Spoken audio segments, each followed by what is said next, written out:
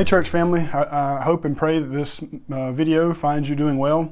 I do want to encourage you that I think doing well is a possibility and really the expectation even in such circumstances such that we're in.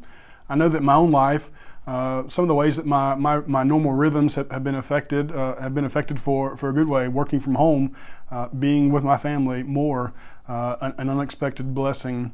Some of the other conversations and opportunities to speak the truth of the gospel have come about because of what's going on with COVID-19, and so that's been a good thing, and the Lord has been proclaimed in those things.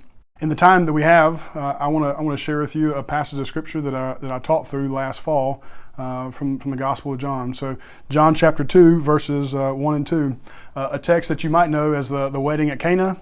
Or perhaps that passage where Jesus turned water into wine. And so I want to read through the story and just kind of work through it and show us four things, and then end our time with asking a question about what the sign was about. John in verse 11 says that this was the first of signs that Jesus did. And so it's a sign of what? What is the significance? And I think in those things and what the sign is pointing to, it'd be helpful for us here and now. And so read with me verses 1 through 5, and we'll see the wedding and the problem. On the third day, there was a wedding at Cana in Galilee, and the mother of Jesus was there. Jesus was also invited to the wedding with his disciples. When the wine ran out, the mother of Jesus said to him, "They have no wine." And Jesus said to her, "Woman, what does this have to do with me? My hour has not yet come." His mother said to the servants, "Do whatever he tells you." So in these first 5 verses, we see two things. We see a wedding and we see a problem. First, a wedding. Jesus, his mother, and his disciples are at a wedding, and they were most likely related to or close friends with the bridegroom and the bride. Now, a Jewish wedding is quite a bit different than a wedding in the context that we understand. We have a ceremony and then there's a meal or a feast, hopefully. But for the Jews, there would have been the ceremony. There would have been other actions. They would have gone throughout the town as a way for other people, the townspeople, to say blessings to them. There would have been many meals. There would have been a lot of eating, and there would have been a lot of drinking. Quite a bit different, but very significant. The gospel writer doesn't take long to tell us what the problem is or to introduce a problem to our story. In verse 3 it says, "When the wine ran out, the mother of Jesus said." And so when the wine ran out, so we may not think or read that and see the significance right off, but for a Jew reading this or even experiencing this, it would have been very significant. You see, for the bridegroom to not have wine or to allow the wine to run out would have been something very bad, something that he could have actually even been sued for. And so we need to understand and see that something has gone wrong in the story very early on. Jesus' mother, because she's either related to or close friends with the bridegroom and bride, wants to help. And so she says to Jesus, they are out of wine, seemingly saying, "Jesus, do something." She's Jesus' mother and wants him to do something, wants him to help. And so Jesus looks at his mother and says, "Woman, what does this have to do with me? My hour has not yet come." And so what do we make of this response? And so let's just say this up front. We all believe, or we should believe, that Jesus never sinned. And so what he's saying to his mother here is not sin. He's not being chauvinistic, or he's not speaking down to his mother. The word the word woman here, used here, could be translated better, lady or dear, and it's the very same word that he'll use on the cross when he references his mother and tells her to pushes her to John and John to her. And so he says to her, "Well, what does this have to do with me? My hour has not yet come." And so I think there's a transition going on here. Jesus' public ministry is beginning. And so Jesus, his mother, was coming to him, wanting him to do something. And I think what Jesus is telling his mother and his family and everybody who would listen is at this point and all points in the future, if you want to come to me, you don't come by family, you come by faith. There are other texts in the Gospels where they say, "Hey, your mother and your brother are out there," and they'll say, the people that are in my family are the people that are of faith. And so I think Jesus' mother was presuming upon him But the only way that we can have a relationship or to be with Jesus is to do it by faith. And so it says, woman, what does this have to do with me? My hour is not yet come. This phrase, my hour is not yet come, is one that he'll repeat, or that John will repeat in his gospel probably 6 times, referencing the end of Jesus' life when he'll go upon the cross and take the sins of the world for you and I.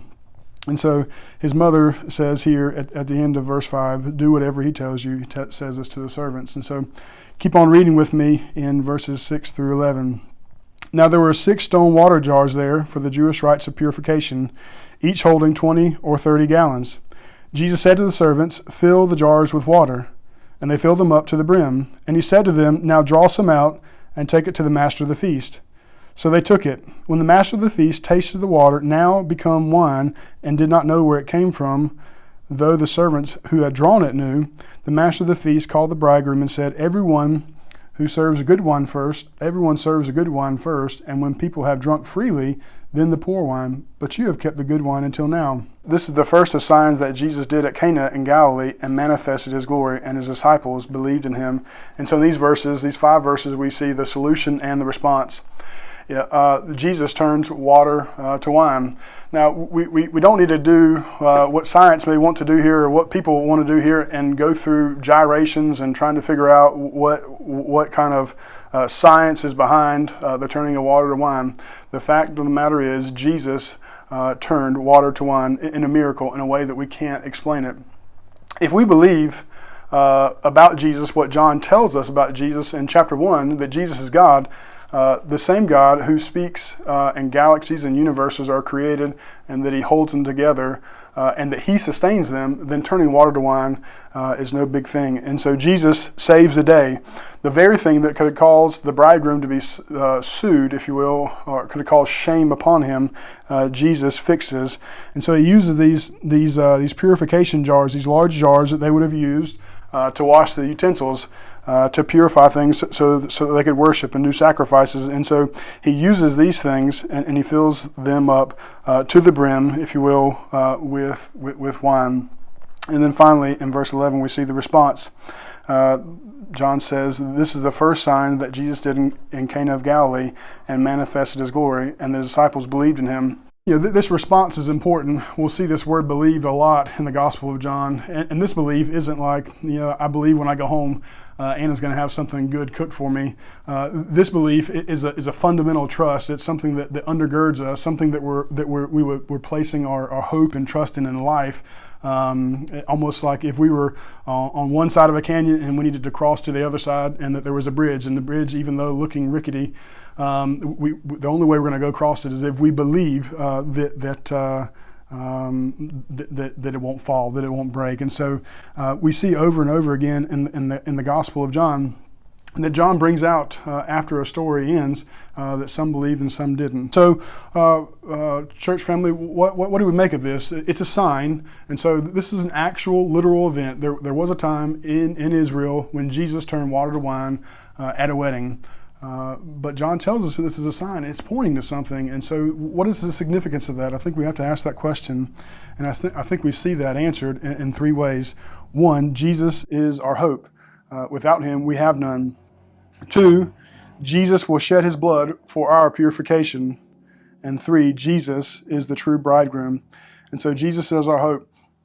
So if we were to go back and look at the Old Testament, we would see a theme in several passages where the presence of wine was synonymous with joy and with hope, and the lack of wine, if you will, was evident of barrenness. And so without wine, there was a death. There was a lack of joy. And so here, when Jesus says, or when John says that there is no wine, the gospel writer, under inspiration of the Holy Spirit, wants us to know, there's a problem, a literal problem here, and that there is no wine, and that somebody's going to have to do something, either that or the bridegroom's going to have shame. But broader than that, church, there's a problem. These people, and you and I, at some point in our life, have a problem. There is a barrenness in our life, and that barrenness comes because of sin. The reality is, without Jesus stepping into the story and doing something on our behalf, we're like these people. We're living lives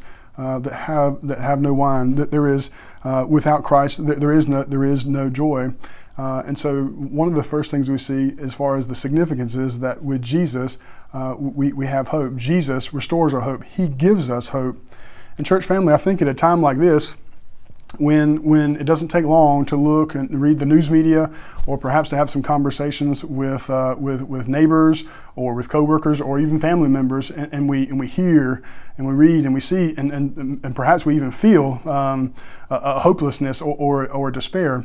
But that shouldn't be our reaction to the present situation. The reality is that even if we were to get sick, even if it would be almost like a bad flu, or even worse than that, or even if we were to succumb even to death, we have hope, church family. We have hope because of Christ and who He is and what He did, and that He came and is the purification for us. And so I think this is the word of encouragement to us who are in this situation.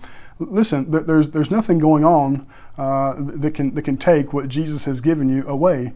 You have hope, and that's a sure thing. Look around you. Look to your neighbors and your coworkers, and talk to these folks. These people who are demonstrating or seemingly living in a perpetual state of fear. Go talk to them and tell them about the source of your hope. And I think we should be living differently, and hopefully they're asking the question. And so Jesus is our hope. Without Him, we have none. Second thing we see is that Jesus will shed His blood for our purification. And so several times in the Gospel of John, we're going to see that water is not enough, that we need something else. And here in this miracle, or in this sign, the wine is symbolic of, it's pointing us to, or it's saying that, talking about the shed blood of Christ, and that there is a day coming. Jesus says, "My hour has not yet come." But there's a day coming when Jesus is going to crawl upon the cross, and He's going to give His life for you and for me. And just as these people, just as the bridegroom and the people at this wedding have their day saved by the filling of these purification jars, you and I will experience salvation and purification because Jesus and His shed blood. And finally, we see that Jesus is the true bridegroom. A lot of times we see in the New Testament, or in the Bible, where we see the first Adam and the second Adam compared, or we see Jesus compared to something else. So we have Moses in the Old Testament, who is a prophet and lawgiver, and then we have Jesus, who is the better lawgiver or the better prophet. David, who was a king and a good king, but had sin. And then we have Jesus, who is the perfect king. And I think we see that in this story, and that there's a bridegroom in this story, and this bridegroom failed. But the reality is Jesus is the true bridegroom, the one who will not fail. Revelation gives us a picture of a celebration. We call it the marriage supper of the Lamb, when Jesus, the groom, will be joined together with His church, the bridegroom, and there'll be a great celebration. So I think this is encouraging for us, church, and that we can look around us and begin to get our hopes up by trusting in other people or relying on other people. But the reality is Jesus is the only one that we can trust in, and He will not fail. He will not disappoint, if you will. And also, as we think about this imagery of a bridegroom in a wedding, Jesus has done something on our behalf. He is our purification. He is our hope. But it's not just that. He's working all things out. And so we were saved, we are being saved, and we will be saved. There is a point in the future at which we will be gathered together with the bridegroom. And so in this time, in this season of life, when it seems like things are out of control and crazy, you need to be reminded that there's coming a day when there'll be a great celebration, when you'll be joined together with Jesus forever, because He is the true and better bridegroom. Church family, I pray that this word's been encouraging you. I hope to see you soon. I love you. I'm praying for you.